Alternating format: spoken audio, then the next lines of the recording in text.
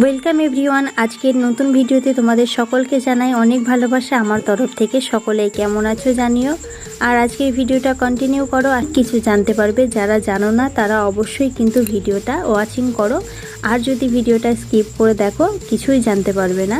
তো ভিডিওটা প্রথম থেকে শেষ পর্যন্ত দেখতে থাকো, দেখো তোমাদের ভালো লাগতে বাধ্য হবে। জগন্নাথের আশীর্বাদে দিন ঘুরছে, রথযাত্রা থেকে সৌভাগ্য ফিরবে, নতুন করে জীবন শুরু করার বড় সুযোগ। রথযাত্রার দিন জগন্নাথ দেবের সামনে একটি পিতল বা তামার পাত্রে আতপ চাল, এক টুকরো হলুদ, একটি দড়ি, 1 টাকার কয়েন রেখে দাও।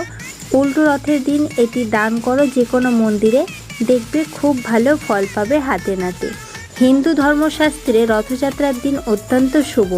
এই দিনে করা যে কোনো কাজ শুভ ফল বলে মনে করা হয় জ্যোতিষশাস্ত্র মতে। আবার এই দিনে কয়েকটি ছোট টোটকায় ভাগ্য ফেরানোর সুযোগ।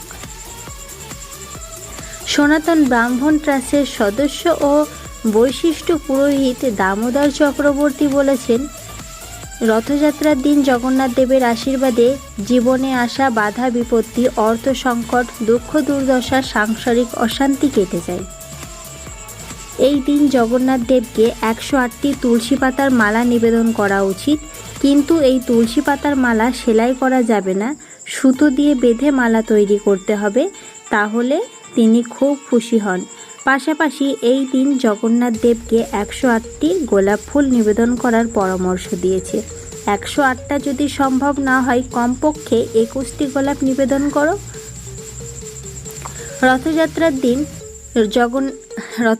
দিন জগন্নাথ দেবের সামনে একটি পিতল বা তামার পাত্র, আতপ চাল, 1 টুকরো হলুদ, একটি দড়ি আর 1 টাকার কয়েন রেখে দিন। উল্টো রথের দিন সেটা দান করো যে কোনো মন্দিরে, দেখবে খুব ভালো ফল পাবে হাতে নাতে। সংসারে ফিরবে সুখ ও শান্তি, বয়ে যাবে অর্থের বন্যা। এই দিন একটি হলুদ কাপড়ে 11 রকমের ফুল, 11 রকমের ফল, এমনকি 11টি 1 টাকার কয়েন বেঁধে জগন্নাথ দেবকে অর্পণ করুন, দেখবেন কাজ হবে ম্যাজিকের মতো। জীবনের সমস্ত বাধা বিপত্তি কেটে যাবে জগন্নাথ দেবের কৃপায়।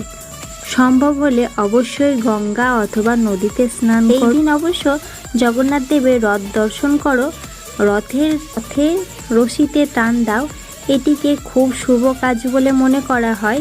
রথের দড়িতে টান না দিলে রথযাত্রার পুণ্যলাভ অসম্পূর্ণ থেকে যায়।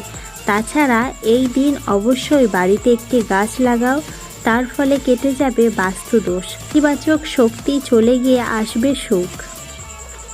আর আজকের ভিডিওটা কেমন লাগলো তোমরা অবশ্যই কমেন্টের মাধ্যমে আমাকে জানিয়ে দিও। আবার দেখা হচ্ছে নেক্সট দিন নতুন একটা ভিডিওতে। সঙ্গে থেকো, ভালো থেকো।